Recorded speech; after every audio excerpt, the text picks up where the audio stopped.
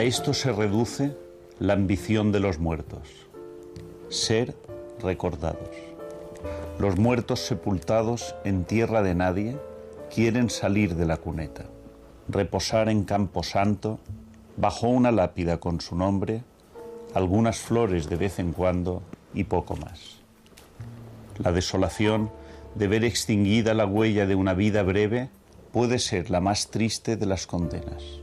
¿Cuánto tiempo hace falta para redimir esta pena?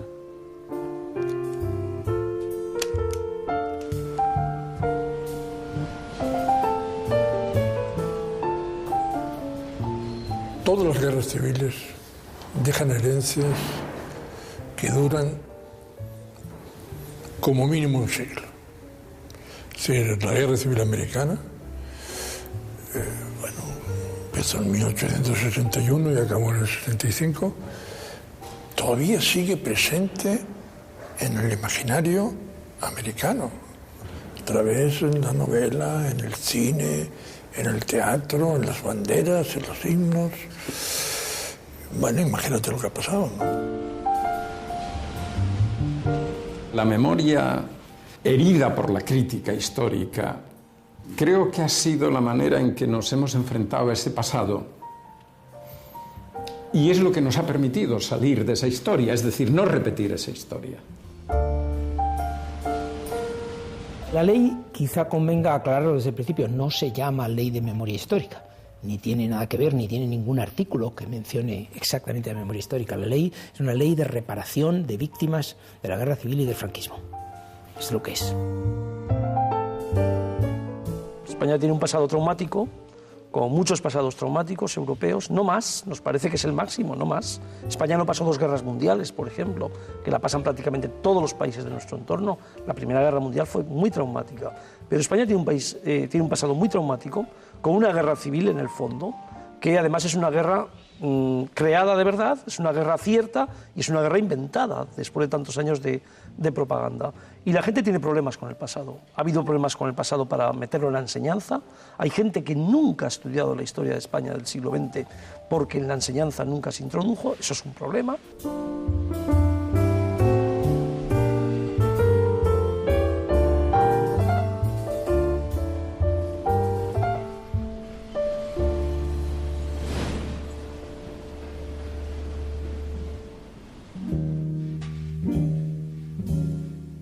José Álvarez Junco ha sido director del Centro de Estudios Políticos y Constitucionales. Es historiador y Premio Nacional de Ensayo. En sus libros nos ha enseñado a reconocer la dificultad de comprender la historia.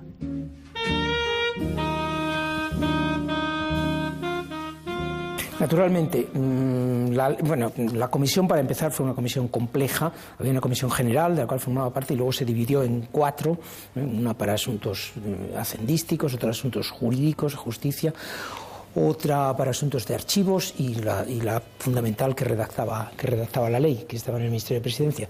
Y la ley, quizá convenga aclararlo desde el principio, no se llama Ley de Memoria Histórica, ni tiene nada que ver, ni tiene ningún artículo que mencione exactamente la memoria histórica. La ley es una ley de reparación de víctimas de la guerra civil y del franquismo. Es lo que es.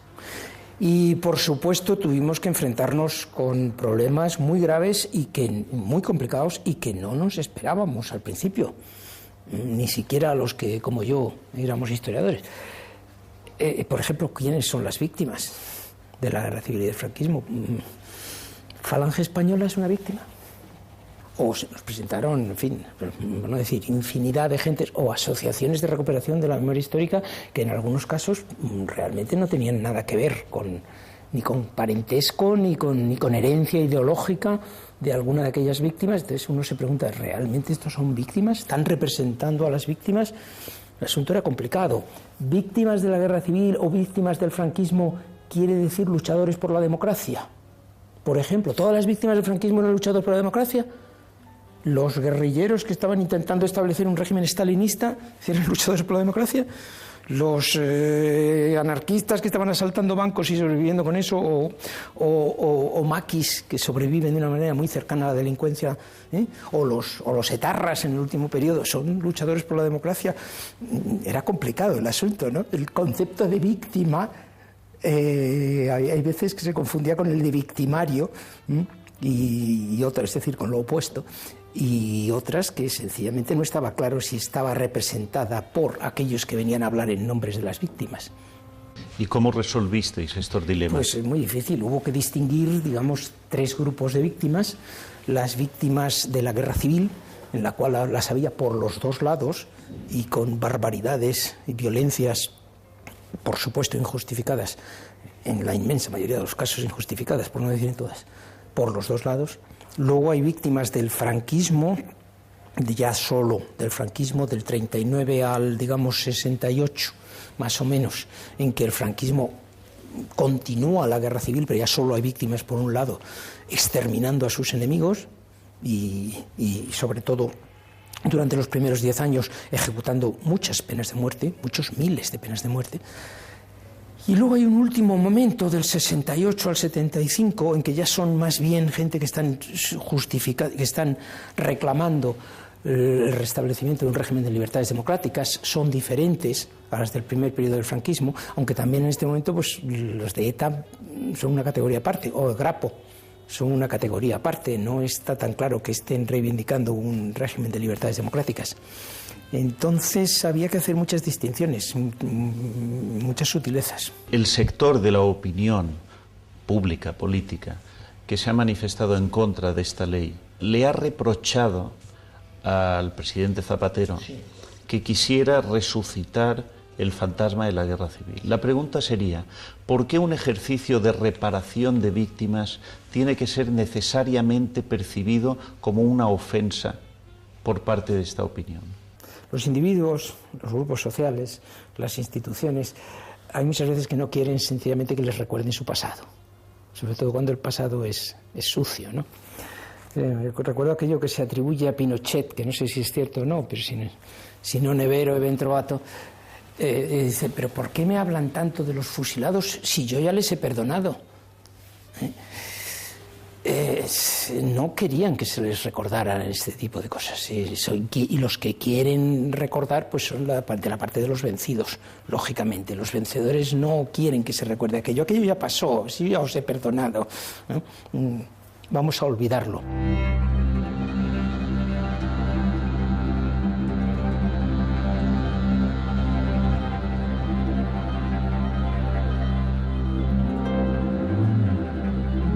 No creo que seamos capaces de olvidar. Aunque quisiéramos, no podríamos. La voz de los muertos permanece viva pese a todo y reclama nuestra atención.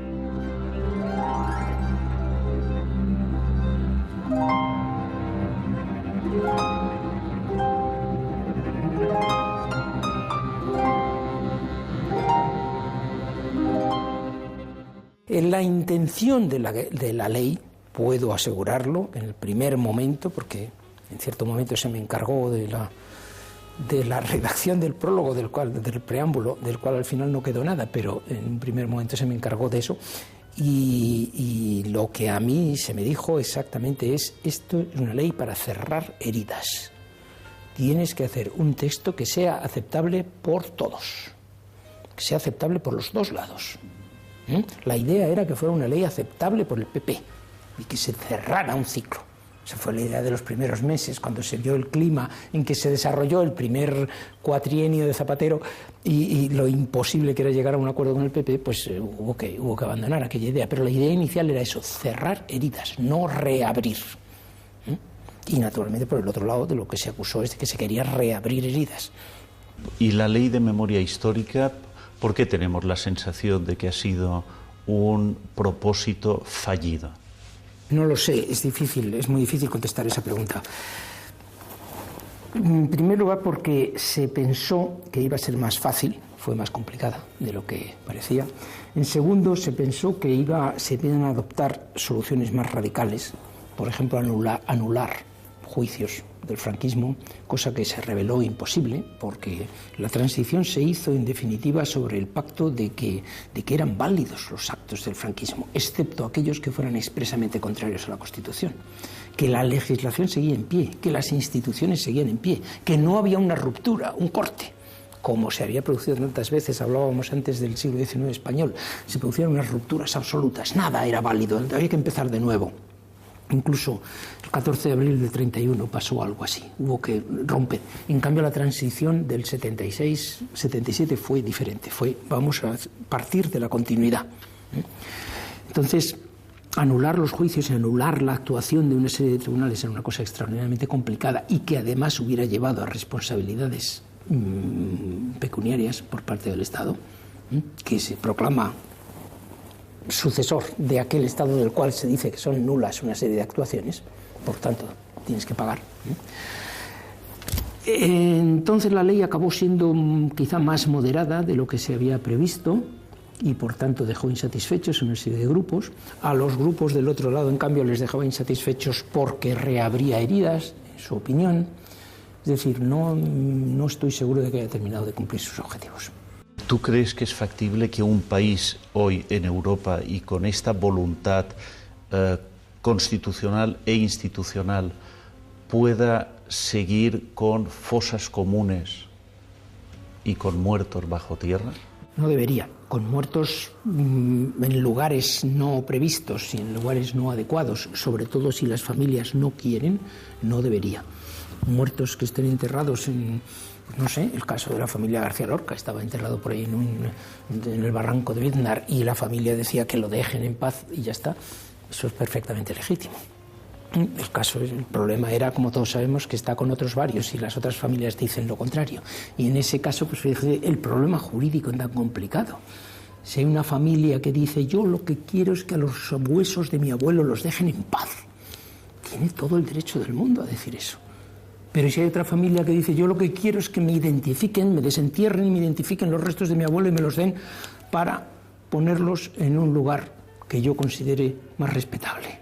Y resulta que están junto a los otros. ¿Quién tiene más derecho? Yo lo encuentro un problema jurídico insoluble. El hecho de que nos encontremos ahora con esta dificultad, ¿no podría atribuirse a un defecto de esta democracia española durante 30 años, incapaz de educar sobre este conocimiento sensato y racional de lo que ocurrió? Pues es posible, pero es que es muy difícil educar sobre un conocimiento sensato y racional de lo que ocurrió. Lo que ocurrió fue un conflicto en el que hubo como mínimo dos partes, también podríamos hablar de otras, porque una fue la guerra vivida por la derecha y otra vivida por la izquierda, pero otra fue la guerra vivida por los catalanes o vivida por los vascos y otra fue la guerra vivida por las mujeres y otra fue la guerra, es decir, muchas perspectivas desde las que se podría ver esto. ¿Cómo le explicamos eso en una clase a los niños? Que podemos llegar a consensuar un texto que sea aceptable para todos sobre lo que pasó en la guerra civil y explicar eso de manera oficial en las clases. Vivimos en un régimen de libertades en el cual no hay textos oficiales, ni hay verdades oficiales, ni tiene por qué haberlas. Entonces, lo más sensato sería explicarles las distintas versiones. Lo más sensato para explicar a los, no digo niños, porque un niño no puede comprender esa complejidad, pero a los adolescentes, para explicarles la complejidad de la guerra civil sería traerles como mínimo uno de un lado y uno de otro, y que les explicaran las dos versiones, y que supieran que hay dos versiones, y que son incompatibles. No soy partidario, desde luego, del silencio y del olvido. Creo que se debe hablar, y se deben seguir investigando, y seguir sacando libros, y haciendo películas, etcétera, y desde luego desenterrando cuerpos y rindiéndoles el homenaje que se merecen, pero creo también que no se debe utilizar políticamente, que no se debe pretender decirles a los otros, y además tú eres el nieto de aquel criminal, dándole a entender que él también es un criminal. Eso, como hagamos eso, la paz es imposible. Habéis decidido matarle. Hacedlo de una vez. Mátale cuando vuelva. Prefiero que sea él quien dé el primer paso. ¿Por qué esperar? Mátale, camarada. ¿A sangre fría? Sí, los ingleses sois gente fría. Venga, dame la pistola. Yo no soy frío, estoy ardiendo. Aquí no, ni un disparo dentro. Ya verás lo fría que tengo la sangre cuando vuelva ese cobarde.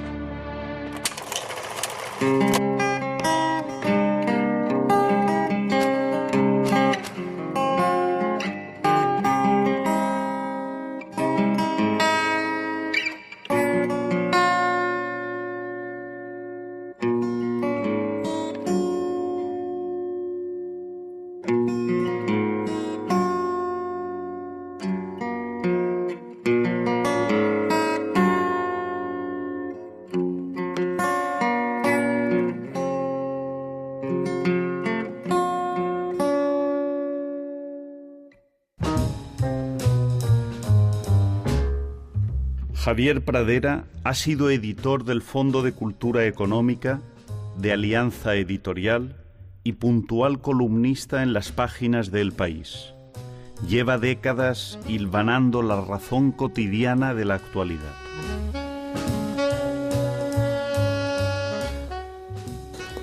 Yo no estoy muy seguro que haya singularidad española en lo que tiene que ver ahora con los recuerdos de los episodios de guerra civil, de luchas intestinas en España, ¿no? Todas las guerras civiles dejan herencias que duran como mínimo un siglo. Sí, la guerra civil americana, empezó en 1861 y acabó en el 65, todavía sigue presente en el imaginario americano, a través de la novela, en el cine, en el teatro, en las banderas, en los himnos. Bueno, imagínate lo que ha pasado, ¿no? La Revolución Francesa. Bueno, yo creo que hasta el segundo centenario, hasta 1989, realmente no hubo una pacificación de la memoria francesa sobre la Revolución del 89. No lo creo, es que creo que las guerras civiles son algo terrible. La guerra civil inglesa, claro, eran el 17 la guerra tenía otro significado, ¿no? Pero la guerra civil americana, por ejemplo, fue una matanza, fue la cosa más parecida que puede haber a la guerra civil española, ¿no? Incluso en el número de muertos en combate, ¿no? De forma que no creo que haya un espíritu cainita español, ¿no? Sino que siempre que hay guerras civiles, eso tarda mucho en reposar. La inteligencia política de la transición, ¿tiene fecha de caducidad? Bueno, la transición terminó.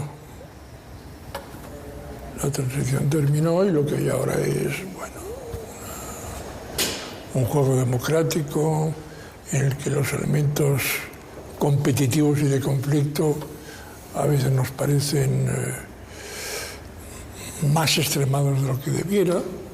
Por ejemplo, comparado con Francia, este es un país mucho más exasperado y pasional, pero comparado con Italia no creo que haya muchas diferencias.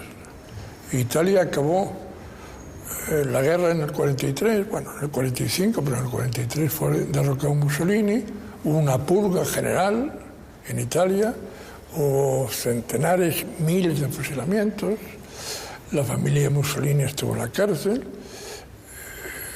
parecía que eso, que el recuerdo de la derecha autoritaria estaba borrada, bueno, y mira ahora cómo ha vuelto.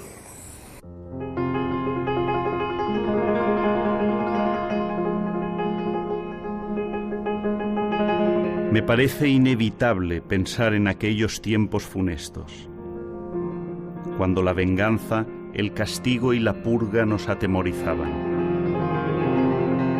¿Podremos librarnos algún día de esta pesada herencia?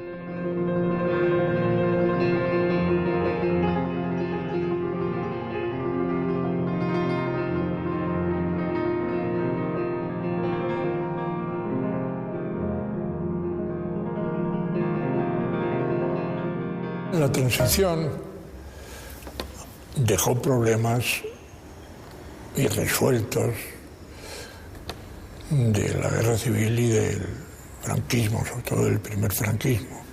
El franquismo que duró hasta la entrada de España en las Naciones Unidas, ¿no? Para poner una fecha, ¿no? Y por lo tanto los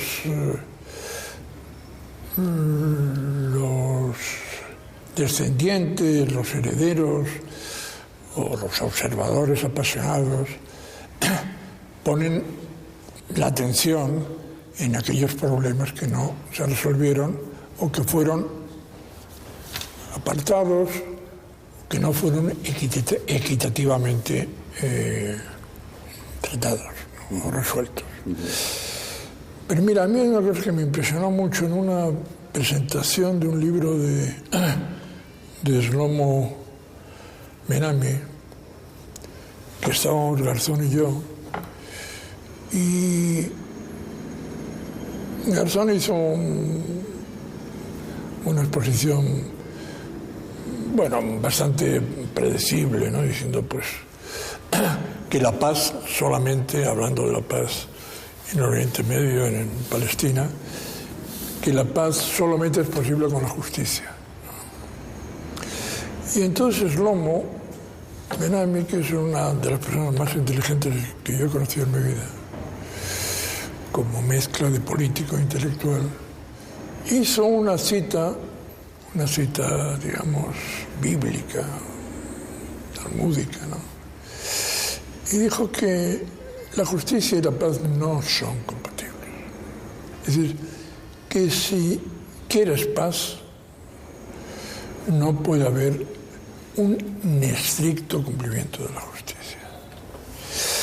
Claro, esto es muy duro de decir, ¿no? Es muy duro de decir si tú estás en el lado de los que te quieren decir, bueno, me compensa la paz y cedo una parte, siempre que no sea decisiva, siempre que no sea esencial, en las reivindicaciones de la justicia, ¿no?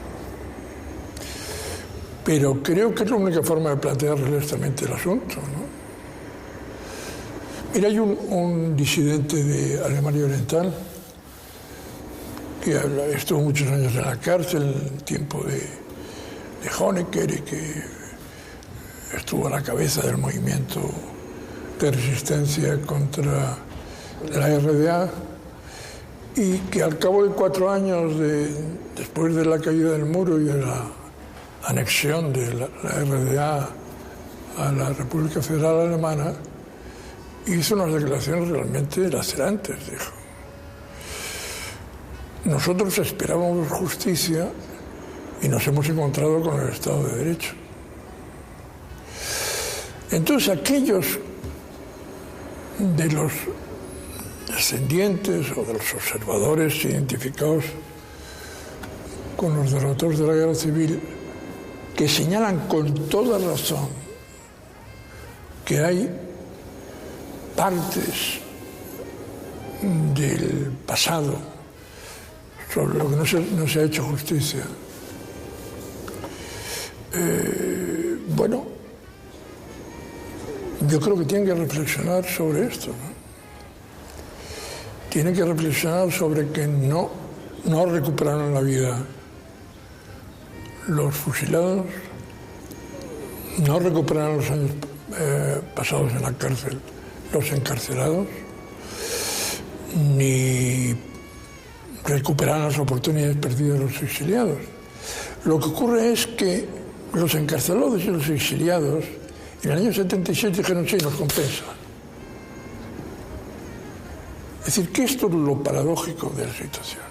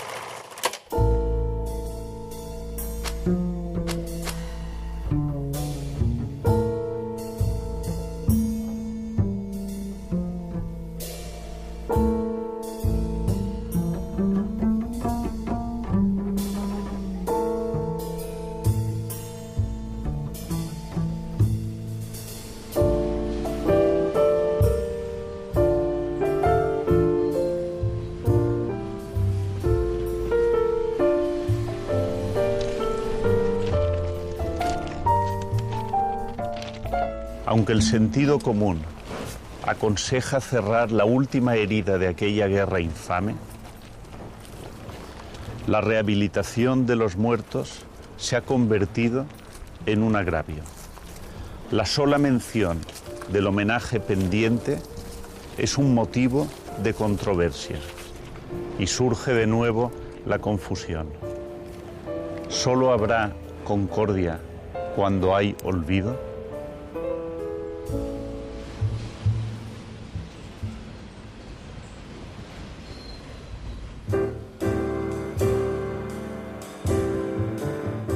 Santos Juliá es doctor en Ciencias Políticas, biógrafo de Manuel Azaña, Premio Nacional de Historia. Su obra nos ayuda a entender las lecciones que no podemos olvidar. Yo creo que la memoria, en la medida en que proyecta al pasado una imagen que quiere recuperar para celebrar, olvida eso que algún Paul Ricoeur llamaba la memoria herida por la historia, ¿no? Es decir, la memoria, el objeto de la memoria es celebrar algo en el pasado porque tú en ese algo ves sentido, ¿no? Y para verlo, para que tenga sentido para tu vida, tú transformas ese pasado según las necesidades de tu memoria, ¿no? Es decir, al final eso se resume en que la memoria es la memoria de los míos, ¿eh? Pero claro, hay una división de memorias cuando hay una guerra civil. No puede no haberla. Hay muchas memorias actuando. Y entonces el ejercicio de la historia, es decir, de a aquel que recuerda algo, decirle, oye, pero pasó también esto, ¿no? Pero eso que me estás contando trajo también esto. Y aquí la división interna de los republicanos fue lo que produjo tal cosa. Es decir, la memoria herida por la crítica histórica, creo que ha sido la manera en que nos hemos enfrentado a ese pasado y es lo que nos ha permitido salir de esa historia, es decir, no repetir esa historia, salir de ella y construir otra historia. En la medida en que la memoria desplace a la historia, estamos sembrando el camino de nuevos enfrentamientos. Por lo tanto, esa intuición de que el recuerdo y la memoria podría ser una causa de renovación de este conflicto. Claro, eso se vio en las esquelas del año 2006. Las esquelas que se publicaron, que publicó la prensa en el año 2006, es decir, en el año de la gran hecatombe, porque es el verano y el otoño en el que más gente muere asesinada en España. Nunca ha habido algo así, nunca en nuestra historia. Son decenas de miles de personas asesinadas. Las esquelas se publicaban con el mismo lenguaje del año 36, del año de la guerra. Tanto por los que publicaban esquelas porque habían sido asesinados por las hordas rojas, como quienes publicaban esquelas para aquellos que habían asesinado por las bestias fascistas, ¿no? Y ese lenguaje se reproduce.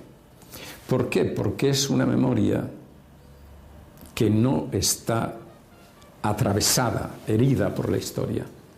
Porque para que se pueda salir de ese lenguaje, aquel que ha tenido a su familia asesinada por las hordas rojas tiene que cargar también con aquellos muertos asesinados por los suyos. Y en ese momento, que es un momento difícil, es el momento de la amnistía, en definitiva. La amnistía es eso, que yo me hago cargo de tus muertos si tú te haces cargo de los míos. Para eso es necesario el conocimiento histórico. Para eso es necesario conocer. No solo recordar, sino conocer, que son cosas distintas.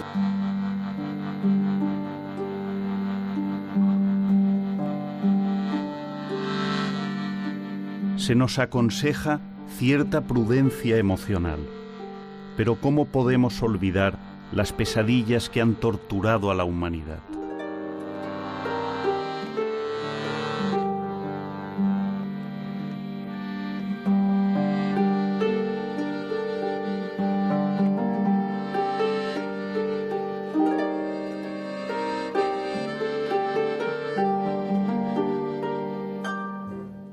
este fantasma tan vigente, tan sorprendentemente vigente 70 años después, ¿no podría conjurarse en el momento en que hubiera una reedición más solvente de la amnistía?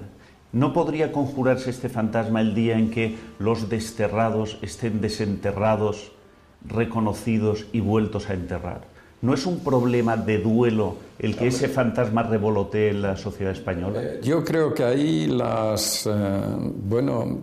creo que quienes tienen que decir, en definitiva, son las familias, ¿no? Tienen que decirlo, ellos son. Es decir, el derecho de las familias a desenterrar a alguien que ha sido enterrado ilegalmente y que se reconozca y que se le dé el entierro que la familia quiere, esto es indiscutible, esto no se puede discutir. Desde un punto de vista más, es decir, no privado, sino público, el hecho de que sigan existiendo lugares de memoria, pongo el caso de Lorca, por ejemplo, porque, en fin, ha habido ahora un debate muy cercano, ¿no? Nosotros, para reencontrar a Lorca, no tenemos que desenterrarlo, ¿no? Lorca está en su obra, en su significado, en su vida, en su presencia permanente, etc. Lo que tenemos es que mantener el lugar del crimen como lugar de la memoria, en mi opinión. Si hoy, en el año 2010, los vencidos tienen conciencia de haber sido vencidos y los vencedores tienen conciencia de haber sido, en su momento, vencedores, ¿este saldo no es un fracaso de nuestra cultura democrática? Yo creo que esas conciencias lo sería si eso fuera así. Primero habría que decir, hombre, ya no hay vencidos ni vencedores, murieron, somos hijos. Somos hijos los que ya tenemos, yo soy del 40, o sea que soy hijo. Los hijos han reconstruido sus vidas. Hubo muchos, y eso es lo que hace posible la transición. Hubo muchos hijos de vencedores que optaron por una acción que en principio sería la de los vencidos, que es la de oposición. De eso se dio cuenta muy pronto Santiago Carrillo, que dijo, vienen hijos de vencedores. ¿Cómo vamos a contar la guerra de la misma manera? ¿Cómo vamos a poner la guerra en primer plano si se está produciendo un trasvase de hijos de vencedores? Así ha habido en España gente de un enorme coraje moral que, sabiendo hijos de vencedores con padres muertos, que no son vencedores. Porque claro, alguien al que le matan su padre en los primeros días, porque se dice, bueno, eran fascistas. No eran fascistas, podían ser católicos, podían ser gentes de derechas, podían ser... No eran franquistas, porque de Franco todavía no se hablaba, o se hablaba como uno de los generales que andaban por allí. Caudillos había varios en todo ese verano, y se le llamaban caudillos.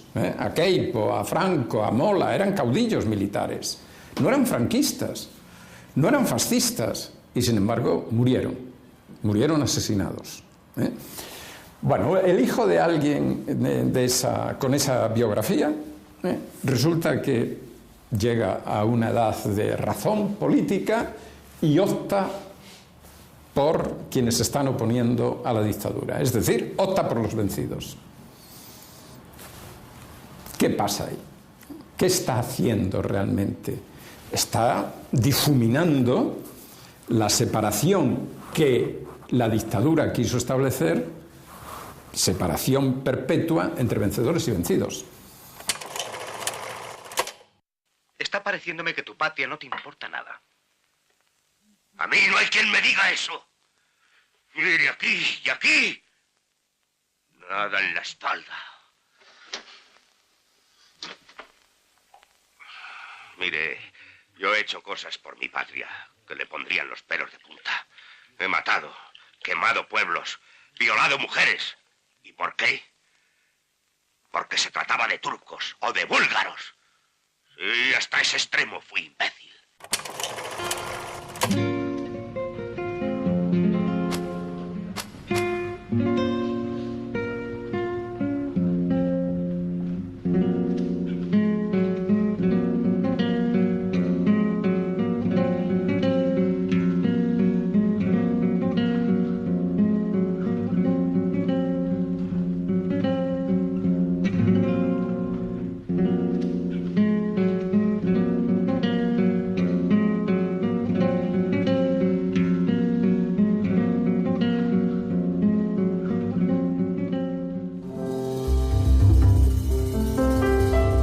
Julián Casanova es catedrático de Historia en la Universidad de Zaragoza y profesor en universidades extranjeras.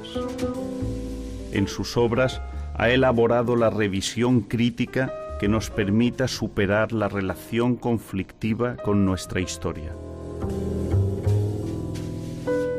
España tiene un pasado traumático, como muchos pasados traumáticos europeos, no más, nos parece que es el máximo, no más. España no pasó 2 guerras mundiales, por ejemplo, que la pasan prácticamente todos los países de nuestro entorno. La Primera Guerra Mundial fue muy traumática, pero España tiene un pasado muy traumático, con una guerra civil en el fondo, que además es una guerra creada de verdad, es una guerra cierta y es una guerra inventada después de tantos años de propaganda.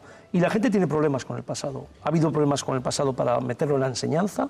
Hay gente que nunca ha estudiado la historia de España del siglo XX porque en la enseñanza nunca se introdujo, eso es un problema. Ha habido problemas para incorporarlo al debate político, porque la gente ha utilizado la historia como arma arrojadiza en el debate político. Y ha habido mucha ignorancia. Creo que los pasados traumáticos solo se sale de ellos, evidentemente, a través del conocimiento, a través de la educación y desde el siglo XXI con el convencimiento de que la sociedad civil tiene que cambiar su percepción de lo que fueron los pasados traumáticos, ¿no? ¿Por qué se elabora una ley de la memoria histórica en el siglo XXI? Bueno, pues porque hay mucha gente que lo empezó a pedir. Yo creo que todo este tema que tenemos ahora de la memoria histórica es una reivindicación fundamentalmente de las familias, de asociaciones, de gente que creyó que los historiadores no habíamos hecho suficiente, y es una proyección social de la memoria, donde los medios de comunicación empiezan a estar interesados. Y es una consecuencia de la universalización de los derechos humanos. Porque ahora la gente olvida o empieza a decir, no, a principios de la transición hubo un pacto, la gente no quería recordar. A principios de la transición muy poca gente tenía en su discurso los derechos universales, los derechos humanos. Muy poca gente tenía en su discurso. Muy poca gente tenía en su discurso la investigación histórica sobre el pasado rigurosa. Muy poca gente quería someter a revisión su propio pasado. Con lo cual esto empezó en los años 90. La sensación difusa de que esta reclamación legítima y racional haya reavivado una especie de fantasma nacional, un fantasma familiar que nos inquieta. Ese clima de enfrentamiento, de guerra civil, sorpresivamente resucitado. Yo creo que sí. A mí lo que no me gusta de todo esto es la forma en que los medios de comunicación y el debate político ha entrado en los argumentos sobre la historia. Pero yo creo que es comprensible por lo que le decía antes. Hay una generación muy grande de españoles que pasan los 60 años que nunca estudiaron la guerra civil, nunca estudiaron la República, nunca estudiaron los hechos del siglo XX en la escuela. Su referencia fundamental es la propaganda del franquismo o la propaganda de aquellos que estaban ocultos y que se suponía que venían de las tradiciones republicanas, socialistas, anarquistas o exiliados. A partir del año 70 de la ley Villar-Palasí, la ley que establece el COU, hasta que sale la LOCSE, hasta el año 92, hay 22 años donde en las selectividades, cuando se introduce la selectividad, todos los estudiantes de España, nadie pasa por un examen de historia del siglo XX. Se hace mundo contemporáneo, los que son de letras, COU, mundo contemporáneo no es España, es todo menos España. Luego hay un déficit de educación sobre el siglo XX español que nos diferencia claramente respecto a franceses, alemanes, británicos e incluso me atrevería a decir que italianos. ¿Por qué estoy sacando este tema? Porque cuando viene el debate político, la gente debate sobre opiniones, no debate sobre certezas. La gente debate sobre las percepciones familiares, no debate sobre argumentos. Y desde ese punto de vista todo es mucho más complicado. No hay sosiego, un programa que dé media hora para hablar de esto es rarísimo, la gente tiene necesidad de gritar, la gente tiene necesidad de echarle al otro el muerto, pero los historiadores sabemos que las cosas van por otro lado. Quien quiere leer de verdad cosas encuentra sosiego. ¿Qué es el sosiego? La reflexión para poder ver todo lo que pasó en aquel momento. Y desde ese punto de vista creo que también ha perjudicado que hay un sector de la izquierda que no ha sabido asumir los defectos, los grandes defectos que tenían las ideologías de izquierda a la altura de los años 30, que básicamente acaban evidentemente con una percepción que es legítimo también aniquilar al enemigo en nombre de la clase social o en nombre del partido, en nombre de la ideología. Y ahí tiene que haber una reflexión profunda en torno a esto. Mientras no salgamos de este atolladero, vamos a estar evidentemente discutiendo en los medios de comunicación, ¿no? Las doctrinas salvajes que nos han enseñado a liquidar al adversario ¿encontrarán entre nosotros prestigio y credulidad?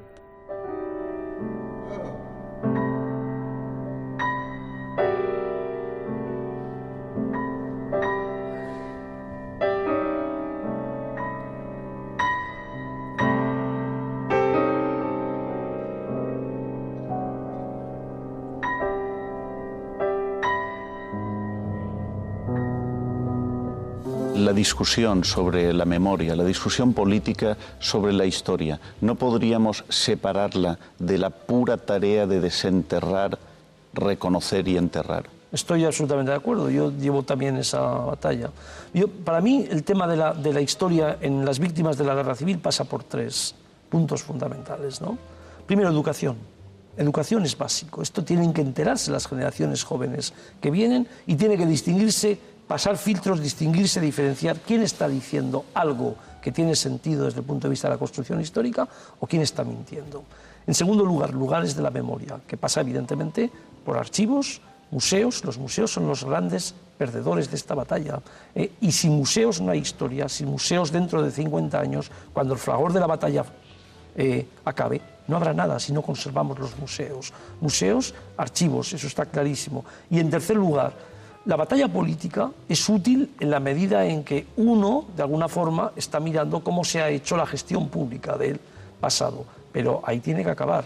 Tenemos que ponernos de acuerdo sobre la gestión pública del pasado. ¿Qué hacemos con el Valle de los Caídos? ¿Qué hacemos con la gestión pública de los grandes monumentos que fueron franquistas? Y una vez hay un acuerdo sobre esto, ha pasado todo. Estamos en manos de historiadores, estamos en manos de la gente que lo quiera recordar y lo quitamos del debate político. Ahora, nadie lo ha introducido en el debate político porque ha querido. Ha salido en el debate político porque había una proyección social importantísima de esto. Nadie puede prescindir de un debate político sobre el pasado cuando estamos hablando de miles de personas asesinadas, ¿no?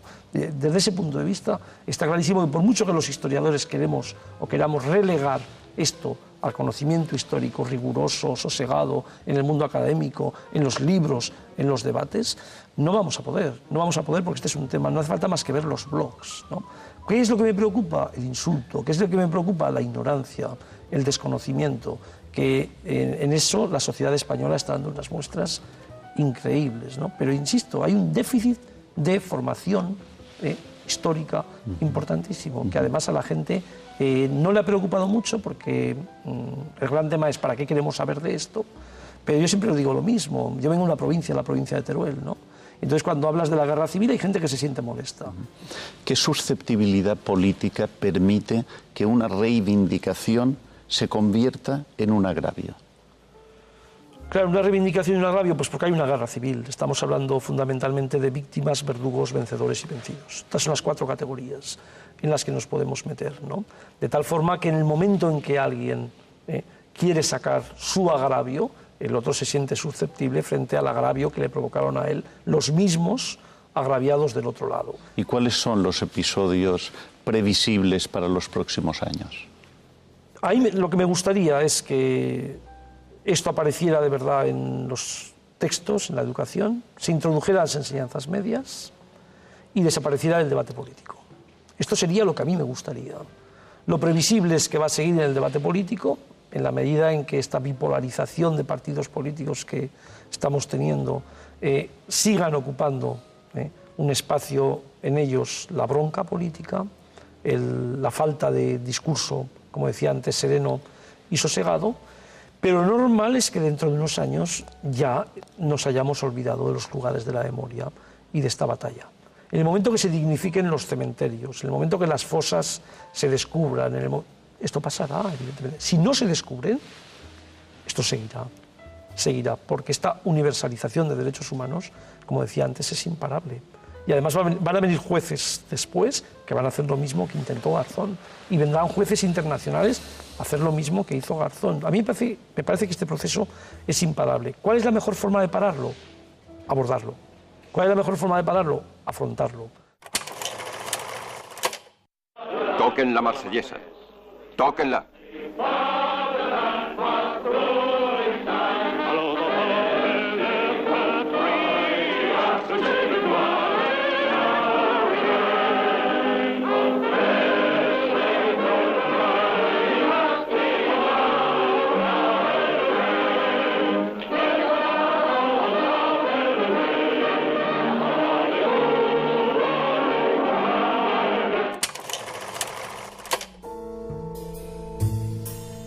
Álvarez Junco considera que las distintas versiones de nuestro pasado son incompatibles.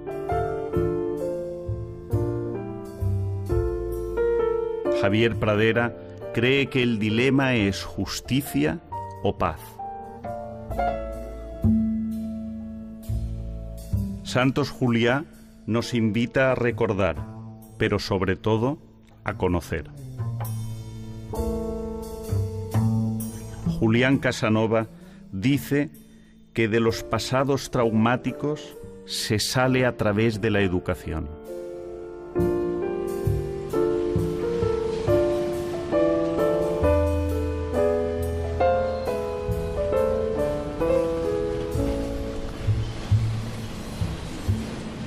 Para que la memoria no sea un tren hacia ninguna parte, habrá que acabar en algún momento la tarea pendiente. Rehabilitar el honor de los muertos olvidados y conseguir que nadie se sienta amenazado.